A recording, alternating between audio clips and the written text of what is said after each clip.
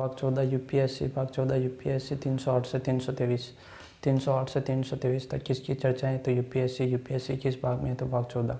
308 से 323, 308 से 323 अनुच्छेद 311 कहता है यूपीएससी में जो भी नौकरी करता है इनको संरक्षण प्रदान करता है। यानी कि यूपीएससी में जो भी नौकरी करता है उनको संरक्षण प्रदान करता है। ये कौन सा आर्टिकल कहता है? तो 311। 311 कहते हैं कि यूपीएससी में जो भी नौकरी करता है उनको संरक्षण प्रदान करता है। यूपीएससी में जो भी नौकरी करता है उनको संरक्षण प्रदान करता है। और 312 कहता है अखिल भारतीय सेवा, अखिल भारतीय सेवा व केंद्र में अखिल भारतीय सेवा केंद्र में आईएएस, आईपीएस और आईएफएस केंद्र और राज्य, यानी कि केंद्र इनका चयन करती है और राज्यों में भेज देती है। केंद्र सेवा, केंद्रीय सेवा और राज्य सेवा, यानी कि 312 में तीन सेवाओं का बारे में उल्लेख है, अखिल भारतीय सेवा और केंद्रीय सेवा और राज्य सेवा। आईएएस कार्मिक मंत्रालय के अंतर्गत आता है। आईएएस किसके अंतर्गत आता है? तो आईएएस कार्मिक मंत्रालय के अंतर्गत आता है। और आईपीएस गृह मंत्रालय के अंतर्गत आता है। और आईएफएस वन एवं पर्यावरण, ये तो याद रह जाएगा, आईएफएस वन एवं पर्यावरण के अंतर्गत आता है। आईपीएस पी से याद रखना गृह मंत्री के अंतर्गत आता है। और आईएएस कार्मिक मंत्रालय के अंतर्गत, आईएएस कार्मिक मंत्रालय के, आईपीएस गृह मंत्रालय की और आईएफएस वन एवं पर्यावरण के अंतर्गत आता है। आईएएस मसूरी में लाल बहादुर शास्त्री, आईएएस मसूरी में लाल बहादुर शास्त्री, आईएएस मसूरी में लाल बहादुर शास्त्री, ऐसे याद रखना, बीच बीच के शब्द पकड़ना, ए, एफ और पी। जैसे एएम, एएम का मतलब आईएएस मसूरी में, और एफडी, एफडी का मतलब आईएफएस देहरादून में, और पीएम का मतलब महाराष्ट्र में। सरदार Vallabh Bhai national academy, IPS Sardar Vallabh Bhai national academy Maharashtra में, पीएम। और आईएफडी इंदिरा गांधी देहरादून, इंदिरा गांधी देहरादून, इंदिरा गांधी देहरादून, इंदिरा गांधी देहरादून। और मसूरी में लाल बहादुर शास्त्री, मसूरी में लाल बहादुर शास्त्री, मसूरी में लाल बहादुर शास्त्री। आईएएस मसूरी में Lal Bahadur Shastri. IFS Indira Gandhi Dehradun, IFS Indira Gandhi Dehradun, IFS Indira Gandhi Dehradun. IPS Sardar Vallabh Bhai national academy Maharashtra, IPS. और केंद्रीय सेवा केंद्र टू केंद्र एग्जाम रेलवे एसएससी। और राज्य सरकार राज्य टू राज्य एग्जाम पर दरोगा। और 315 क्या कहता है? तो 315 यूपीएससी के अध्यक्ष की नियुक्ति पीएम राष्ट्रपति की सलाह पर करता है। यानी कि यूपीएससी के अध्यक्ष की नियुक्ति कौन करता है? तो यूपीएससी के अध्यक्ष की नियुक्ति पीएम राष्ट्रपति की सलाह पर करता है। यानी कि कौन करता है? तो पीएम राष्ट्रपति की सलाह पर करता है, पीएम राष्ट्रपति की सलाह पर करता है। यूपीएससी का ऑफिस दिल्ली में, यूपीएससी का ऑफिस कहाँ पर है? तो यूपीएससी का ऑफिस दिल्ली में। और यूपीएससी के अध्यक्ष की नियुक्ति पीएम राष्ट्रपति की सलाह पर करता है, पीएम राष्ट्रपति की सलाह पर करता है। यानी कि 315 क्या कहते हैं? तो यूपीएससी के अध्यक्ष की नियुक्ति पीएम राष्ट्रपति की सलाह पर करता है। और यूपीएससी का ऑफिस दिल्ली में है, यूपीएससी का ऑफिस दिल्ली में है।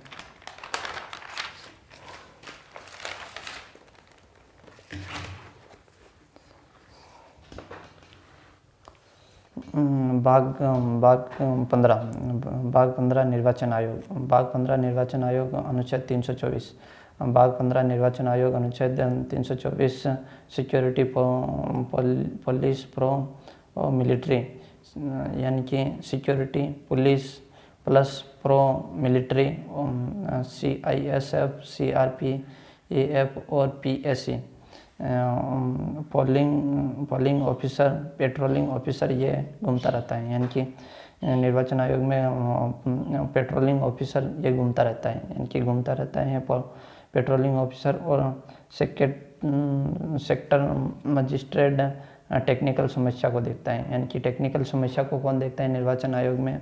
तो टेक्निकल समस्या को सेक्टर मजिस्ट्रेट देखता है, सेक्टर मजिस्ट्रेट टेक्निकल समस्या को देखता है, सेक्टर मजिस्ट्रेट टेक्निकल समस्या को देखता है। और जिला में डीएम होता है, नीचे आरओ रिटर्निंग ऑफिसर और पीओ प्रेसेंडिंग ऑफिसर। भाग 16 एससी एसटी एंग्लो इंडियन की चर्चा, एससी एसटी व एंग्लो इंडियन की चर्चा किस अनुच्छेद में है? तो भाग 16 में। भाग 16 में एससी एसटी एंग्लो इंडियन की चर्चा, एसटी एससी एंग्लो इंडियन की चर्चा भाग 16 में 330 से 342, 330 से 342, 330 से 342, 330 से 342, 330 से 342 भाग 16, 330 से 342, 330 से 342, 330 से 342, 330 कहते हैं लोकसभा, 330 से कहते हैं लोकसभा में SC ST की सीटों की बात, लोकसभा में SC ST की सीटों की बात 330 कहता है। और 331 कहता है लोकसभा में एंग्लो इंडियन की सीटों की बात, यानी 30 से स्टार्ट होना लोकसभा में SC ST, लोकसभा से स्टार्ट होना और 30 से स्टार्ट होना। 330 लोकसभा में SC ST की सीटों की बात। 331 कहता है लोकसभा में एंग्लो इंडियन की बात। 332 कहता है विधानसभा में SC ST की सीटों की बात। फिर विधानसभा आ गए और फिर विधान 333 कहते हैं विधानसभा में एंग्लो इंडियन की बात। 333 कहता है विधानसभा में एंग्लो इंडियन की बात। और 334 कहता है कि SC ST की सीटों को 10 साल तक बढ़ाया जाएगा 2030 तक, यानी कि 334 कहता है SC ST की सीटों को 10 साल तक बढ़ाया जाएगा 2030 तक, यानी कि 330 से स्टार्ट होना और 34 तक। पहले लोकसभा में SC ST की सीटें, फिर लोकसभा में एंग्लो इंडियन, फिर विधानसभा में SC ST, फिर एंग्लो इंडियन विधानसभा में 330 से स्टार्ट होना और 34वां में है SC ST में सीटों को 10 साल तक बढ़ाया जाएगा 2030 तक। SC ST में सीटों को 10 साल तक बढ़ाया जाएगा 2030 तक। और 348 कहता है SC आयोग, 348 कहता है SC आयोग, 348 कहता है SC आयोग, 348 का क्या कहता है कि ST आयोग। SC आयोग के बारे में 348 कहता है, SC आयोग के बारे में 348 कहता है, SC के बारे में 348 कहता है, 348 SC आयोग के बारे में कहता है, 348 SC आयोग के बारे में कहते हैं। और 348 ST आयोग के बारे में कहते हैं। 348 SC आयोग के बारे में कहते हैं और 348 का ST आयोग के बारे में कहता है। 340 OBC आयोग, OBC आयोग पहला मंडल आयोग ने OBC को 27% आरक्षण दिया, यानी कि 27% आरक्षण OBC को किसने दिया? तो मंडल आयोग ने OBC को 27% आरक्षण दिया। 2 भागों में बांट दिया, क्रिमिनल और नॉन क्रिमिनल। क्रिमिनल कौन है? तो 8 लाख से अधिक आय वाले क्रिमिलियर हैं, 8 लाख से अधिक आय वाले क्रिमिलियर हैं और 8 लाख से कम वाले नॉन क्रिमिनल हैं, यानी कि 8 लाख जो कमाता है वो क्रिमिलियर में आता है और जो 8 लाख से कम कमाता है वो नॉन क्रिमिनल में आता है। और 341 का कहता है 41 राष्ट्रपति निर्णय लेंगे कि कौन सी जाति को SC में डालना संसद की सलाह पर, यानी कि राष्ट्रपति निर्णय लेंगे कि कौन सी 341 कहता है राष्ट्रपति निर्णय लेंगे कि कौन सी जाति को SC में डालना ये संसद की सलाह पर। और SC और 342 कहता है राष्ट्रपति निर्णय लेगा कि कौन सी जाति को ST में डालना है, ST में डालना है। SC में तो 341 राष्ट्रपति निर्णय लेगा, SC में 341 और 342 ST में राष्ट्रपति निर्णय लेगा। 41 में तो SC, 341 में SC और 342 में ST। सबसे पुरानी जनजाति झारवा जनजाति जो कि अंडमान निकोबार की है। सबसे पुरानी जनजाति कौन सी हैं? तो सबसे पुरानी जनजाति झारवा जनजाति अंडमान निकोबार की है। सबसे खतरनाक जनजाति सेंटिली जनजाति। सबसे पुरानी जनजाति तो झारवा जनजाति जो कि अंडमान निकोबार की है और सबसे खतरनाक जनजाति सेंटिलीज जनजाति। सबसे खतरनाक जनजाति सेंटिलीज जनजाति और सबसे बड़ी जनजाति भील फिर गोंड। सबसे बड़ी जनजाति पहले भील फिर गोंड। दिवाली को शौक के रूप में मनाने वाली जनजाति थारू। दिवाली को शौक के रूप में मनाने वाली जनजाति थारू। और ST MP में सर्वाधिक ST MP में सर्वाधिक जनजाति का घनत्व कहाँ पर है? तो सर्वाधिक जनजाति का घनत्व पंजाब में। सर्वाधिक जनजाति का घनत्व कहाँ पर है? तो सर्वाधिक जनजाति का घनत्व पंजाब में। मातृसत्तात्मक जनजाति कौन सी है? तो खासी जनजाति होती है जो कि मातृसत्तात्मक होती है। मातृसत्तात्मक जनजाति कौन सी होती है? तो मातृसत्तात्मक जनजाति खासी जनजाति मातृसत्तात्मक जनजाति होती है। और बंधुआ मजदूर उन्मूलन कब आया? तो 1976 में। बंधुआ मजदूर उन्मूलन 1976 में, बंधुआ मजदूर उन्मूलन 1976 में, बंधुआ मजदूर उन्मूलन 1976 में, बंधुआ मजदूर उन्मूलन कब आया तो 1976 में। बाल श्रम कब आया तो बाल श्रम आया 1986 में। बाल श्रम कानून कब आया तो 1986 में।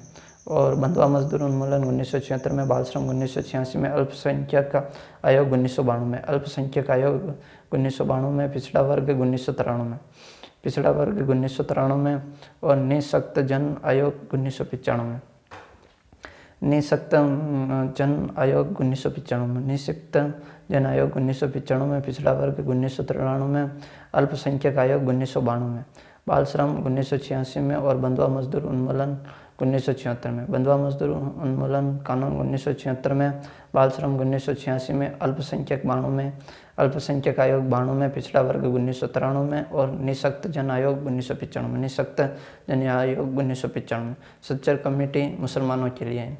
सच्चर कमेटी किन के लिए? तो सच्चर कमेटी मुसलमानों के लिए है।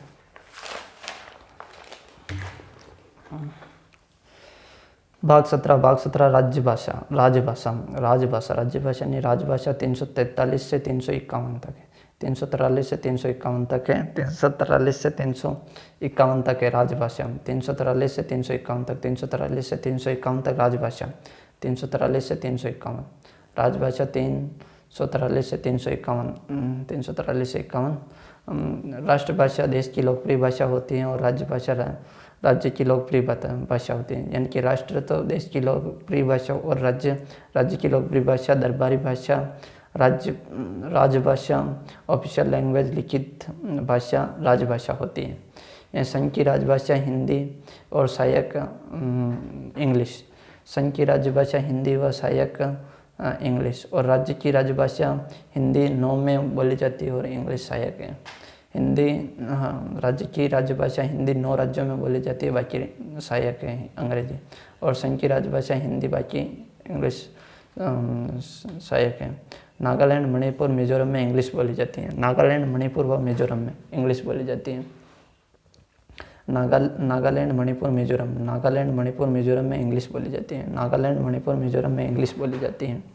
343 कहता है संघ की राजभाषा हिंदी, 343 कहता है संघ की राजभाषा हिंदी, सहायक इंग्लिश। आयंगर फॉर्मूला के आधार पर कहा 24 सितंबर 1949 को, यानी कि संघ की राजभाषा हिंदी है। किस फॉर्मूले के आधार पर कहा तो आयंगर, और सहायक अंग्रेजी, और 14 सितंबर 1949 को। संघ की राजभाषा 343 कहता है, और 344 कहता है राजभाषा आयोग, 344 कहता है राजभाषा आयोग बाल गंगाधर खेर पहला आयोग था। यानी कि राजभाषा आयोग संबंधित पहला आयोग कौन सा था तो बाल गंगाधर खेर। 344 कहता है राजभाषा आयोग बाल गंगाधर खेर पहला आयोग। हिंदी को राष्ट्र भाषा की मांग नर्मदा जी ने की थी। हिंदी को राष्ट्रभाषा की मांग किसने की तो नर्मदा जी ने की। हिंदी को राष्ट्रभाषा की मांग नर्मदा जी ने की। हिंदी को राजभाषा की मांग सर्वप्रथम बाल गंगाधर तिलक ने की। हिंदी को राजभाषा की मांग सर्वप्रथम बाल गंगाधर तिलक ने की, और राष्ट्रभाषा की बात नर्मदा जी ने की, और राजभाषा की बात बाल गंगाधर, राजभाषा की बात तो बाल गंगाधर तिलक ने की, जबकि राष्ट्रभाषा की बात नर्मदा जी ने की। राष्ट्रभाषा की बात तो नर्मदा जी ने की, और हिंदी को राजभाषा की मांग सर्वप्रथम बाल गंगाधर तिलक ने की। 345 कहता है कि राज्य की भाषा राज्यभाषा, यानी कि राज्य की भाषा। 345 कहता है राज्य की राज्यभाषा हिंदी 9 में, इंग्लिश 3 में, और क्षेत्रीय उधर। भाषा संबंधित पहला संयुक्त संसदीय समिति गोविंद वल्लभ पंत था। यानी भाषा संबंधित पहला संयुक्त संसदीय समिति कौन सा था तो गोविंद वल्लभ पंत था। भाषा संबंधित पहला संयुक्त संसदीय समिति गोविंद वल्लभ पंत था। भाषा संबंधित पहला संयुक्त संसदीय समिति कौन सी थी तो गोविंद वल्लभ पंत। गोविंद वल्लभ पंत भाषा संबंधित पहला संयुक्त संसदीय समिति। भाषा संबंधित पहला संयुक्त संसदीय समिति गोविंद वल्लभ पंत थी।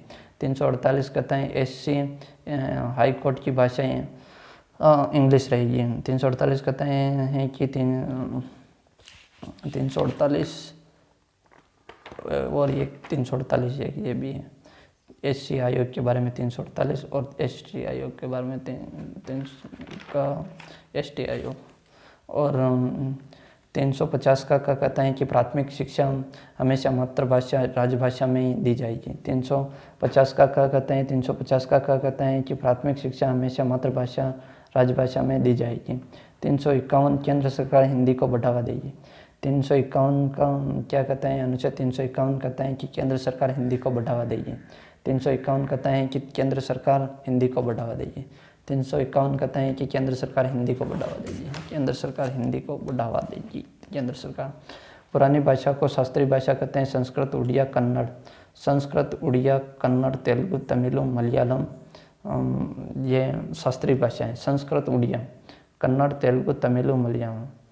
कन्नड़, तेलुगु, तमिल, मलयालम। संस्कृत, उड़िया, संस्कृत, उड़िया, कन्नड़, तेलुगु, तमिल, मलयालम।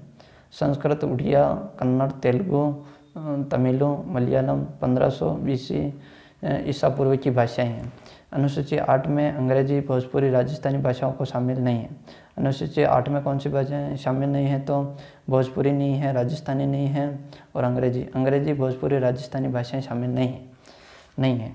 अनुसूची 8 में भोजपुरी, राजस्थानी और अंग्रेजी भाषाएं शामिल नहीं हैं। अनुसूची 8 में 22 भाषाएं थी जबकि प्रारंभ में 14 थी। अनुसूची 8 में 22 भाषाएं थी।